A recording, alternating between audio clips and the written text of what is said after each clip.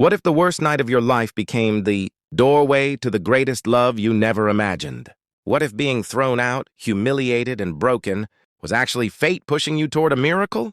This is not just a story about betrayal, it's a story about kindness, quiet strength, and how one sentence from a stranger can change everything.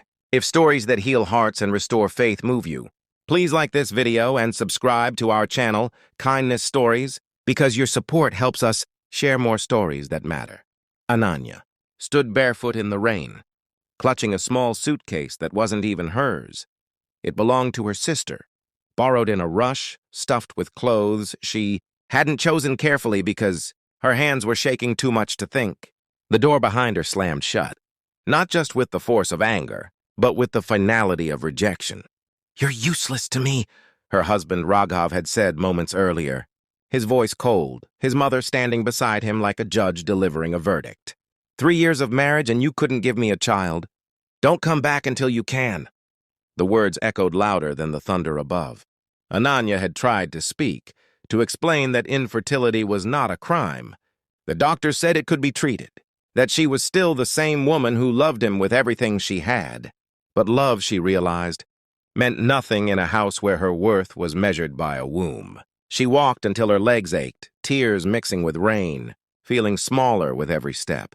At the bus stop, soaked and shaking, she sat down, hugging her knees, wondering how a life could collapse so completely in one evening. That's when she noticed the little boy standing a few feet away, holding a man's hand. The boy was crying softly, his school bag dragging on the wet ground. The man knelt, wiping the child's face gently. "It's okay, Arav," he said, his voice calm but tired. "Papa's here." Something about that tenderness pierced Ananya's broken heart.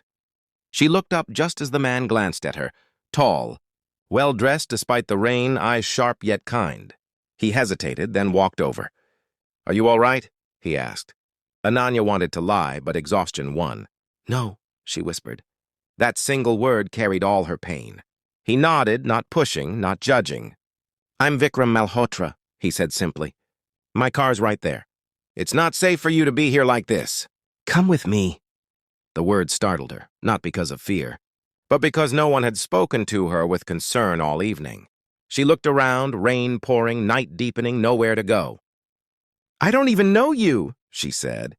Vikram smiled faintly. "That's true, but I know what it looks like when someone has nowhere left." Arav tugged, Ananya's hand shyly, his small fingers warm. "Papa helps everyone," he said innocently. Something broke open inside her, not pain this time, but a fragile hope. She nodded. The car ride was quiet. Vikram didn't ask questions. When they reached a